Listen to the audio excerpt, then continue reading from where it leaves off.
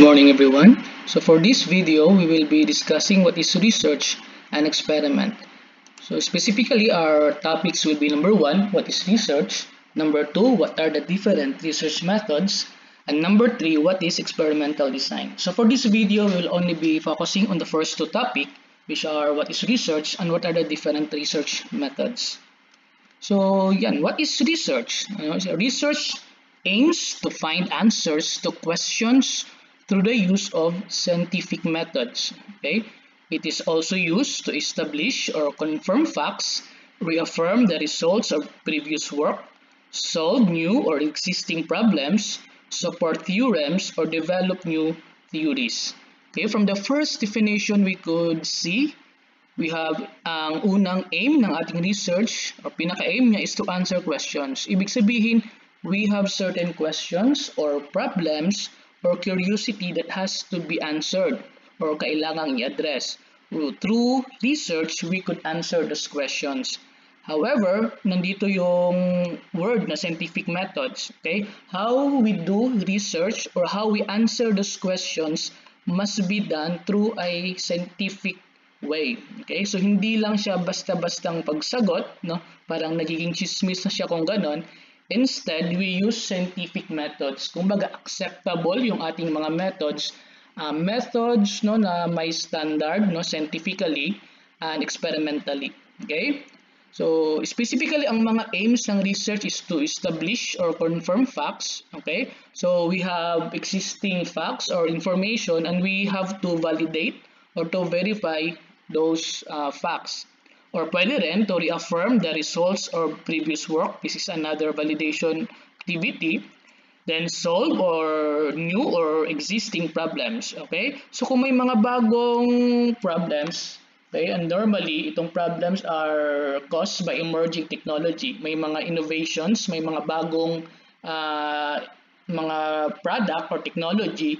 So, sa bagong innovations or technology na yon, meron ding mga bagong problems that may arise. Okay? Through research, we could answer them. Okay? Then we also have to support theorems or develop new theories. Okay? So, how do we come up with a beautiful research topic? Okay? I think everyone will undergo, no, as sa college or even sa high school pa, ng research activities. Okay? So, ang struggle dun is how do we come up with a good research idea. Okay? So, ayan, dalawa ang general way of finding no, a good research topic. Pwede yung research library research. This is very common. Okay? We go to the library or we search sa internet through our phones or the laptop or through the Wi-Fi. And with that research, we could come up, no, or through those readings, we could come up with a research topic. Okay?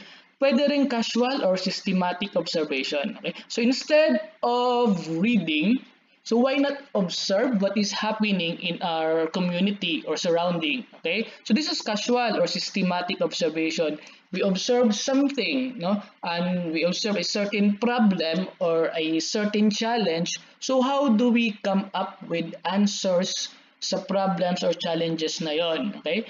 Let's say sa ating community, along the highway, every day, dumadaan tayo and we could see heaps of rice hull or straw or agricultural waste na nakatambak lang doon. Okay? So walang gamit. Okay?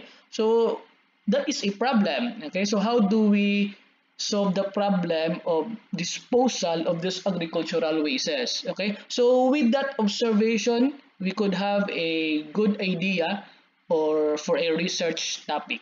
Okay, so ayan, through research or through library research or through observations, we could now come up with idea. Okay, so ang tanong doon, is the idea really good? Is the idea researchable? Okay? So the first thing to do is deductive reasoning muna. Okay? So especially kung observation yung ating pinaka-root ng ating idea, so deductive reasoning. Okay? So we deduce or we slim down yung ating observation. Okay? So ibig sabihin, from a general idea, So i-slim down or i-trim down natin to a very specific idea. Okay? So going back kanina, so let's assume na meron tayong na-observe na agricultural waste. So i-slim down natin what are those wastes na yon. So let's say rice hull.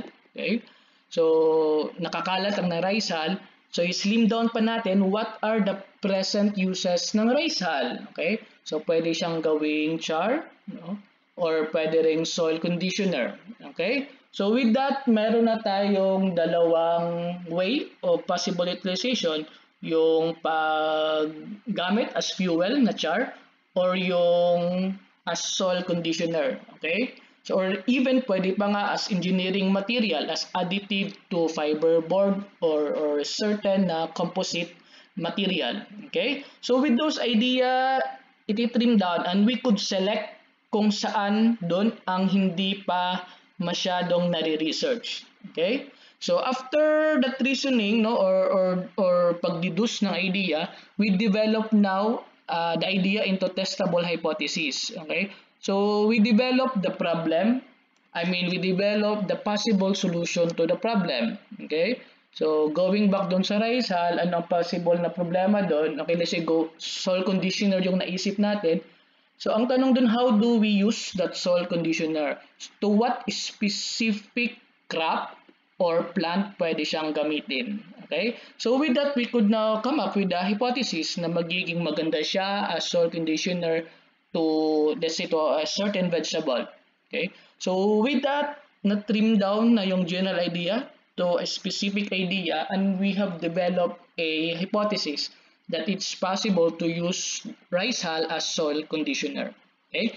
After that one, we choose the appropriate research design. Ano ang magandang research design for that one? So in our coming na mga videos, we will be discussing yung specific na mga research designs na pwedeng gawin. Then after that one, choose the population or consider the sampling technique. Okay? So, ayan, we create or we select kung ano yung ating experimental units, ano yung ating pag-aaralan or saan gagamitin yung ating innovation. Okay? After that one, decide on what to observe and appropriate measures. So, ano yung ating i-measure? Okay? So, let's say dun sa rice hull as soil conditioner. Okay? So, ano ang i-measure natin pag na-conduct yung study? So, pwede i-measure natin yung effect niya sa tanim, yung height ng tanim, yung weight ng kanyang fruits, and pwede rin ang length ng soil and so on. Maraming measures or variables na pwedeng i-measure afterwards. Okay? Then after that procedure, we conduct now the study. Okay? So, ika-conduct na yung experiment or research. So, pwede siyang pilot study or pwede actual study. So, pwedeng study done in the laboratory or pwedeng validation or field work na research. Okay? Then afterwards, we analyze data. So, using our statistical na mga methods, okay? So, we combine both the descriptive and inferential statistics. Okay? So, pag sinabing descriptive, we just describe the data. Okay? Sabihin natin na mataas yung tanim or hindi gaanong matangkad yung tanim or short ba, or kung bunga naman mabigat yung timbang ng bunga or magaan ang bunga. Okay, so we simply describe what is the result. Okay, so for inferential, we make now judgment or reasoning behind sa result. Okay, so we could say na mataas yung height ng tanim because mas marami yung rice hull na in-apply as soil conditioner. Or pwede rin mas mabigat yung naging bunga because mas marami ang rice hull na itinanim. Okay? Na inilagay doon sa tanim. So we make reasoning behind sa result. That is going beyond descriptive or description. So we made inference regarding sa result. Okay? And afterwards, we report the result. Okay? We sum up all the information na na-generate and we report the result through a manuscript ba or a published research paper. Okay, so those are the different steps in order to come up with a good topic and in order to come up with a good result out of our topic. Okay, so yan mga tandaan lang once we formulate a research problem. Number one, the main purpose of research is to either to describe or to explain the phenomena under study. Okay, so we have a problem, so we at the end we describe what is the problem and how the problem can be solved and explain the phenomena. Okay, number two, different research problems imply different research goals. Iba-iba yung ating magiging objectives, which in return call for varied methods and techniques. Okay? So iba-iba ang statistical methods na pwedeng gamitin to different problems. Hindi across board, or across all problems ang isang research method. Okay? So specific to a certain problem yung ating mga methods. Okay? So in our succeeding na mga videos, we will be discussing in detail what are those methods. Then lastly, number three, not all problems or questions are researchable. Hindi nare-research, no? Because some problems are logical, okay? Kumbaga, common sense or simple logic pwede nang masagot, or the answers are already there, okay? Nasa libro na, nasa internet na, so no need to research those problems anymore. Kasi andyan na eh, okay? The best research design is one that will add to knowledge. Okay, so will add to knowledge. Hindi lang basta-basta nag-validate, no, or nag-confirm ng knowledge. Mas maganda, we create new knowledge. Whether yung knowledge sa yan is something new or an application ng existing or previous knowledge. Okay, what are the two types of research? No, we have number one, yung pure research. And then yung pangalawa, we have the applied research. Okay, so what is a pure research? Other term for that is fundamental or basic na research. It arises from a desire to know for the sake of knowing, and masyadong academic yung nature ng pure research. It is driven by scientist curiosity or interest in a scientific question. Ang main motivation ng pure research is to expand man's knowledge, not to create or invent something. Okay? So ang pure research is purely from the word na pure. So pure or fundamental, we create a new knowledge without really creating a new product or innovation. Okay? So we come up new theories ba or new breed of seeds or product. Okay? So yan, it expands man's knowledge without application muna. Okay? So, pure or fundamental na research. Okay? So, no obvious commercial values to discoveries. So, walang masyadong commercial values because nga walang practical application yung ating pure research. Pero knowledge siya, bagong knowledge siya. Okay? So, makikip muna siya sa mga books or sa shelf ng mga libraries until mahanapan ng magandang application yung knowledge na yon. Okay? Example, we have the floral biology and pollination of ampalaya. Okay, so purely scientific yung kanyang nature. So how do we describe the biology and pollination process ng ampalaya? Okay, we have identification of hybrid sterility gene loci in two cytoplastic male sterile lines in rice. Okay, so purely academic yung purpose ng ating pure research. That is ang pinaka-main purpose, to come up a new knowledge. Yung applied research naman is, I think, is siya yung pinaka-common type of research because this is application. Okay? So we have existing knowledge, we apply that to certain conditions. Okay? It comes from a desire to gain knowledge for useful ends using and applying the theories derived from pure research. Practical naman ang kanyang nature. Hindi lang bastang pang-add ng bagong knowledge, kumbaga may magandang gamit siya in the end using and applying na scientific theories or methods. Ang pinaka-goal ng applied research is to improve the human condition because may practical application na siya. So magagamit na ng community, magagamit ng society yung results ng applied research. Okay? Example, we have in vitro regeneration of sambong. Okay, so useful siya because this is for the propagation of sambong. We also have development and release in the Philippines of sweet potato variety that is NSIC species 31. Okay, so those are the two main branches ng research. We have ang pure research which is academic in nature, Then we have also ang applied research, which is practical in nature. Ang isa, yung purpose is to expand knowledge. Yung pure research, yung purpose naman ng applied research is to improve human condition or the human life. Okay, so specifically ano ang pwedeng mga research methods na pwedeng gawin? Number one, experimental method, which is the most common. Majority of our researchers are experiment in nature. Okay, the researcher manipulates a variable to see if it produces any changes in the response of interest, applicable in all scientific disciplines and appropriate whenever practical and ethical. Okay, it manipulates a variable. Okay, so ibig sabihin we introduce an innovation, we introduce some changes, and we want to test kung ano yung magiging result or effect ng innovation or changes na na-introduce. Okay?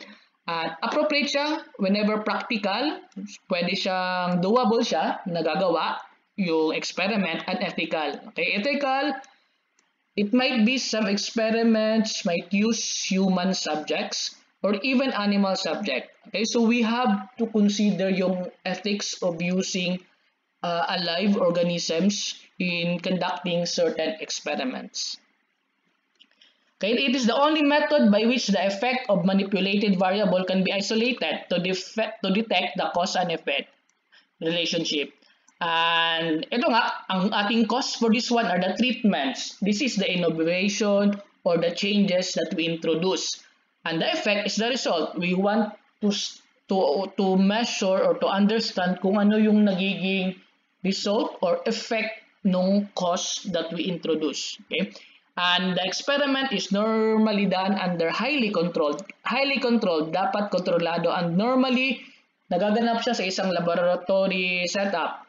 Okay, pwedeng laboratory na physical laboratory like a big building, or pwede mga greenhouse or mga controlled atmosphere na conditions, which may be considered as artificial and thus may not reflect what really happens in the less controlled and more complex real world. Okay? So yun yung challenge doon, because the experiment is done in the laboratory, masyadong controlled yung setting. Okay? That's why nga, after experiment, we do validation work, we do field works. Okay? Because we want to validate kung ang result ng laboratory trial will also be the same or magkakaroon ba ng difference, at kung may difference, how small or how big pag na-apply na siya or na-conduct sa actual farm or actual field works. Okay?